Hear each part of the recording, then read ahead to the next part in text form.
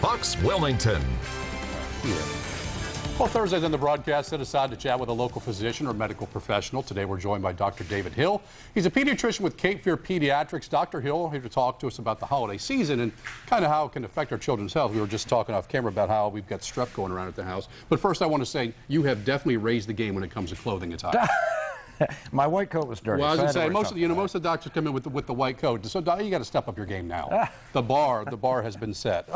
But you don't really want to come in and talk about the allergies and the things like that. It's more time off and what we as parents can do with our children during this time off. Absolutely. We're going to have a little bit of time without school, and if we're lucky, we'll get a little time away from work where we can hang out with our kids and spend some quality time.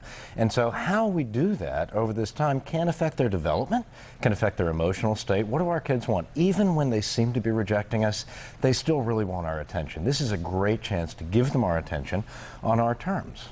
It's kind of that, I heard the other day that, between the ages of, birth and 3 is really when the brain takes in so much of the information and absorbs things. But that imprinting stage continues on. My kids are 6. It's well documented how young my children are. And there are things that I can do and I'll see 2 days later.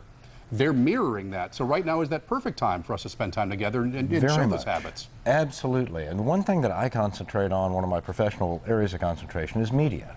So, if you want to look at your kids and talk to them and keep them talking to you, one thing is to turn off the screens. If you're having dinner with the TV on, love TV, we're there right now, but turn it off for dinner.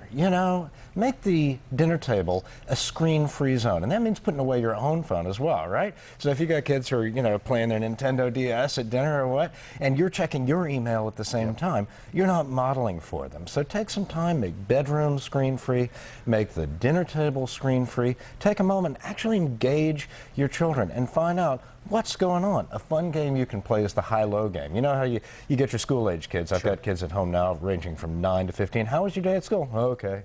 Right? What happened? Nothing. Right? So you can change that around. What was the best thing that happened to you today? Because when you ask that question, suddenly they really have to reach for an answer. What was the worst thing? You might want to know the worst thing. It could be really bad. You might need to call a teacher the next day.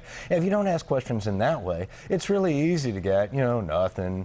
But if you really ask probing questions and then take some time to listen and reflect back. I know I'm a dad, so I want to jump in with advice, right? That's what we do. Here's what you do, right? But instead take a moment and say, well, how did that make you feel? Right?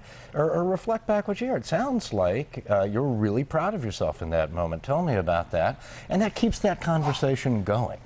The tips, they seem easy enough. It's things that Kim and I were talking off camera earlier, the things we take for granted.